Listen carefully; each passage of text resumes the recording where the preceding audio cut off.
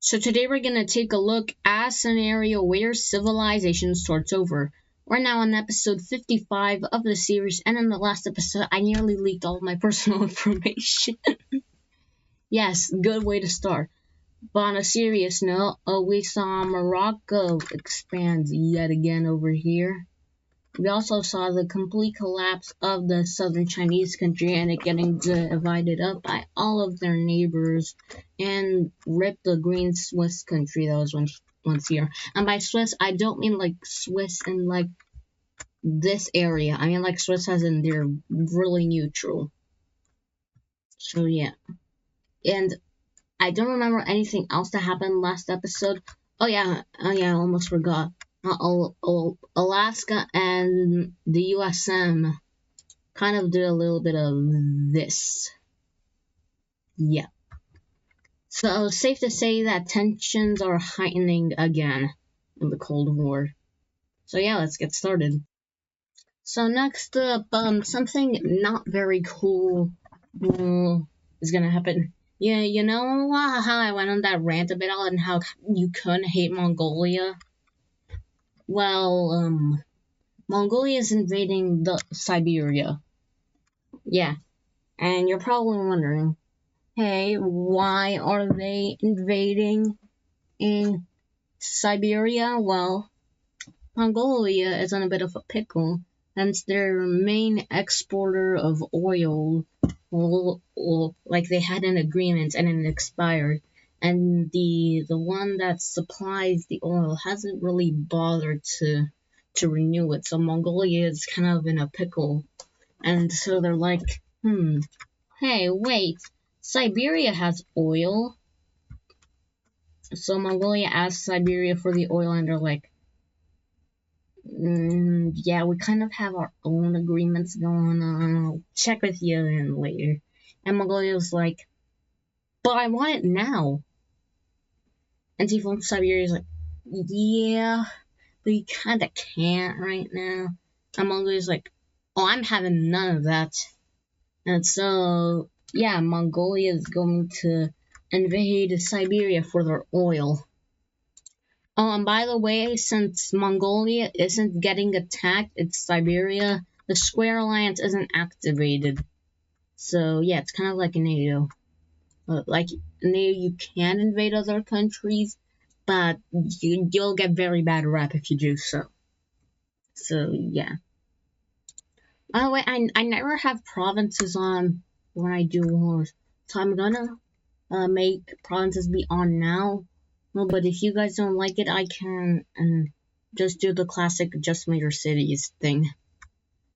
So yeah, Mongolian troops, have entered into Siphon Siberia, and Siberia's like, whoa, whoa, whoa, whoa, whoa, and the whole world is like, and Mongolia's like, hey, don't judge us. Just can't be a little patient sometimes. Okay, don't stop it. And the whole world is like, that's just wrong, man. Invading someone for the oil just because they didn't do an agreement immediately with you. Mongolia's like, just shut your mouth. So Mongolian troops continue to push in and capture this major city. But Siberia is fairly strong compared to Mongolia. So they do manage to like make a slight counter-offensive over here. But over in the west, it's an entirely different story. As they're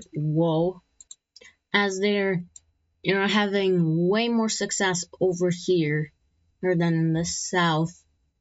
So, well, technically north, depending on who you're asking, because down here is the southern part of Siberia, but it's the northern part of Mongolia. I'm reading way too deep into this. I'm sorry.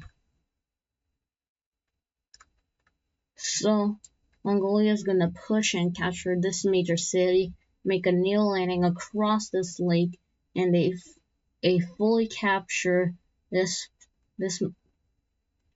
Am I having an aneurysm? This Siberian province. Oh my gosh, I can't talk or do stuff today.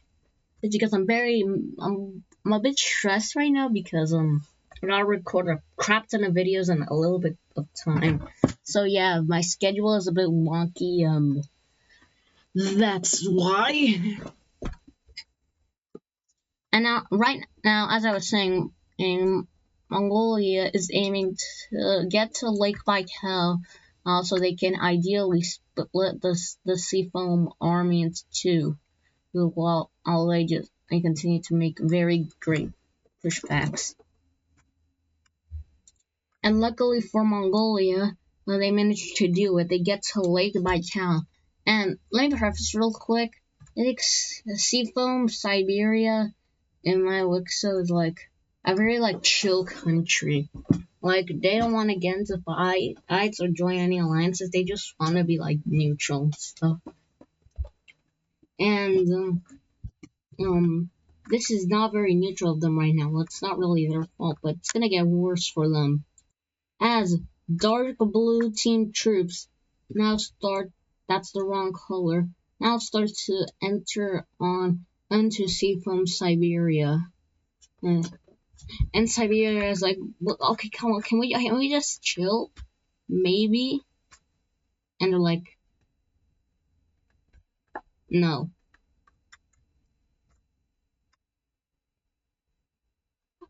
Why is it so quiet? Oh, because I'm not talking. I'm making way too many jokes right now. And with this whole thing right now, it's gonna kind of turn into a proxy war with India heavily supplying these two guys, and the Turkish Union, and supporting these guys a whole lot. So, Siberia does have a better chance at this. And with the heavy, and I mean heavy funding from the Turkish Union, the front with Mongolia now is slowing down a whole lot. And over here, it's stalemated.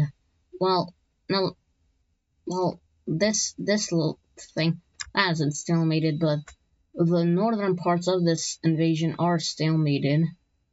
Would clarify. And you can get to a point where Siberia is now pushing, wrong color, is now pushing into Mongol land up here.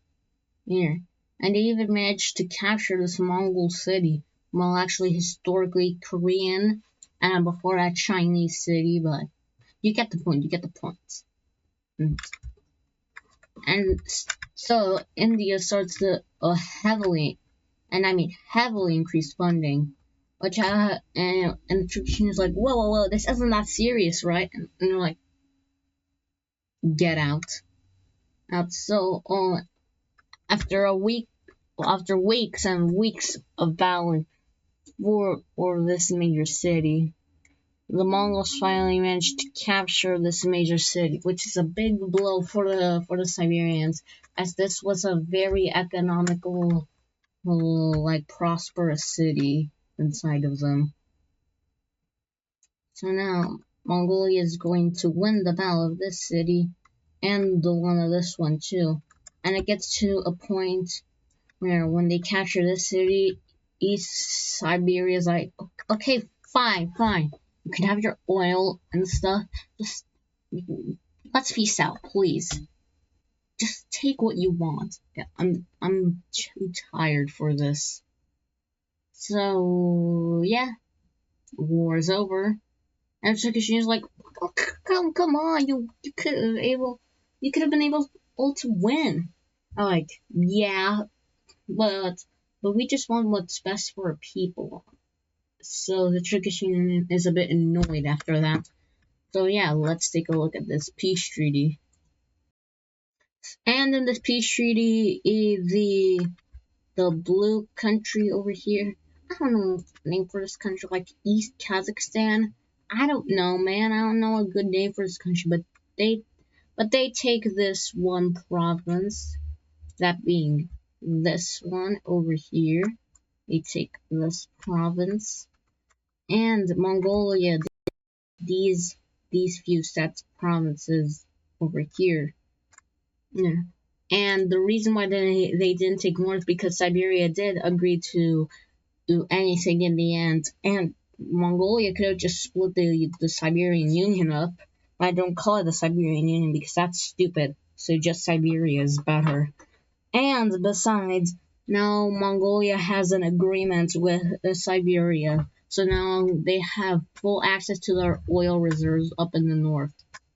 So yeah, Mongolia's happy, they aren't happy, and they are happy. Hooray! Mission accomplished. Now next up, we're gonna move on from Asia, and we're gonna go down to Western Africa as Morocco is on the move again. And the poor country of Guinea-Bissau, or Senegal, whatever it is they are next on Mongolia's, did I just say Mongolia's? On Morocco's hit list. You guys tell me in the comments section if this country is more Senegal or Guinea-Bissau. I think it's more Guinea-Bissau, but that's just my opinion, so tell me in the comments.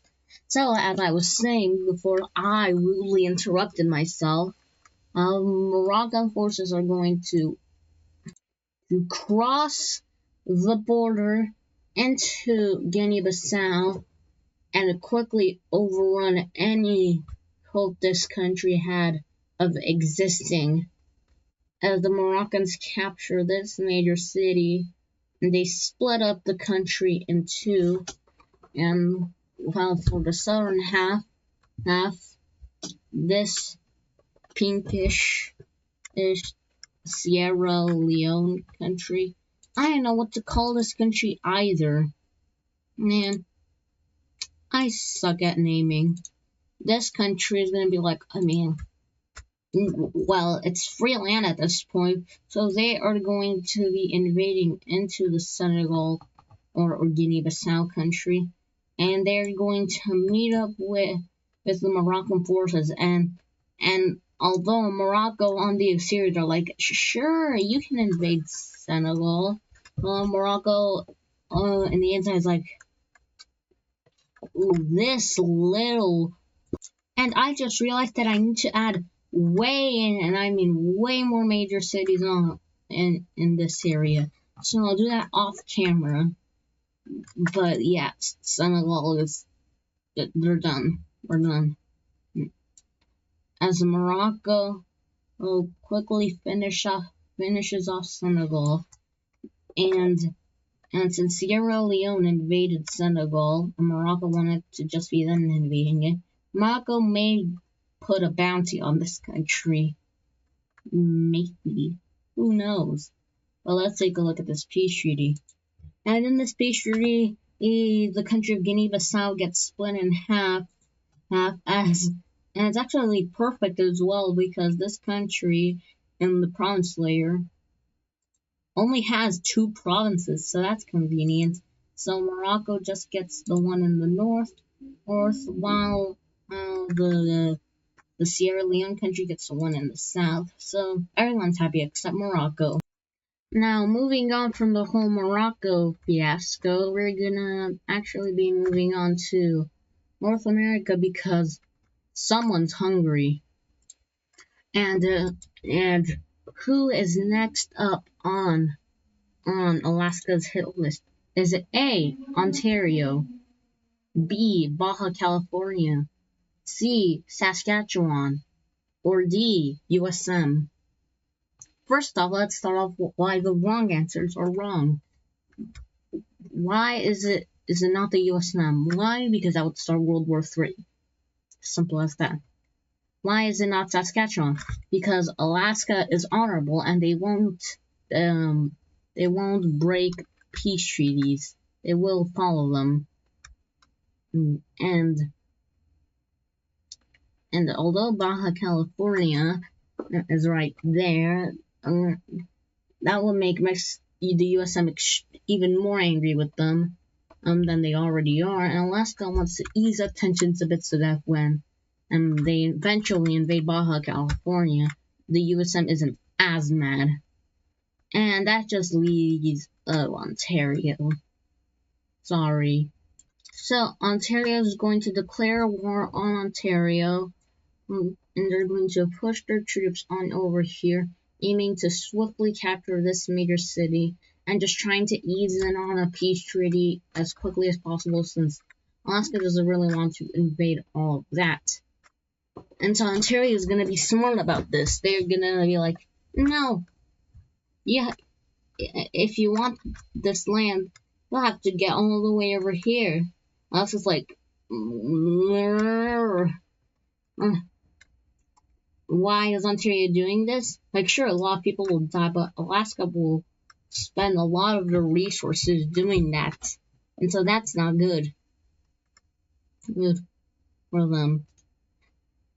So begrudgingly, Alaska is like, fine.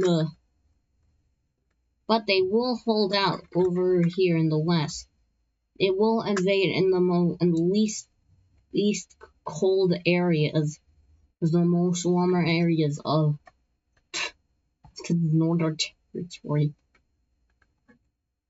So Alaskan forces are going to snake around the Saskatchewan border, if that's even a word. What are people from Saskatchewan called? Canadian. Duh. Okay, but on a serious note, Alaska is successfully doing this. Saskatchewan isn't getting involved because that would break the own peace treaty that they themselves signed, and so that would be dishonorable as well. So Alaska is going to push and allow their troops over here to make it to the Hudson Bay, cutting off the entire northern half of Ontario from the rest of their country. And right as this major city is about to get captured, well, actually, what I meant to say was, when this major city gets captured, a part of Ontario is like, so are you seriously just not gonna fight back? That's even more dishonorable. That's it. We're out of here. And what do I mean by that? The entire northern half of Ontario breaks away. Now Ontario's like, oh and Alaska's like, oh, well, that actually worked out in the end.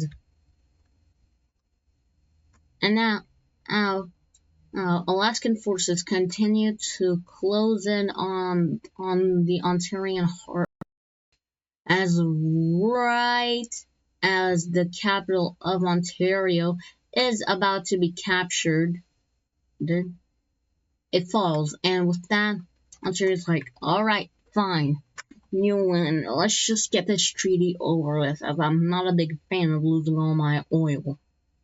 If there's even oil up here. Is there oil up here? Because if not, I'm going to look really stupid. But let's just say that Ontario isn't a big fan of losing all of that. So let's take a look at this peace treaty. And in this peace treaty, Alaska gets their desired land at the one major city that's over here. They were really just looking for that. But now they got something extra, as now Ontario, one of the stronger Canadian countries, has been heavily weakened by losing all of this. But at the same time, no one lives here. So I won't say it's that big of a loss, but it's a moral loss for the Canadian squad right here. Which is like all of these guys are the Canadian squad. And DC is just kind of doing their own thing. Right? These guys are literally DC, like that's what DC is in real life. That's kind of cool. But yeah, let's update the nuclear numbers and this video will be ending. But to change up the pace a little bit, let's change this up. Let's start with India's nuclear numbers. So India is gonna go from 1,110 nukes with 42 in foreign soil to 1,372 nukes with 50 in foreign soil, which means they've added 10 in foreign soil. Now let's see where those nukes are, shall we? All 10 nukes go to Alaska because India's thought process is that if they can get a lot of nukes in Alaska, and this will deter the USN from using their own nukes, because the Turkish Union is bound to give them some nukes, or they're bound to make some for themselves. Oh yeah, that's India's thought process here. Now let's update the Turkish Union's nuclear numbers, because they're gonna go from 1,111 nukes with 50 in foreign soil to 1,375 nukes with 67 and outside of their own reaches, which means they've added 17 outside of their own soil. Now let's see where those nukes are. They give 15 of them to the USN, giving them a total of 15.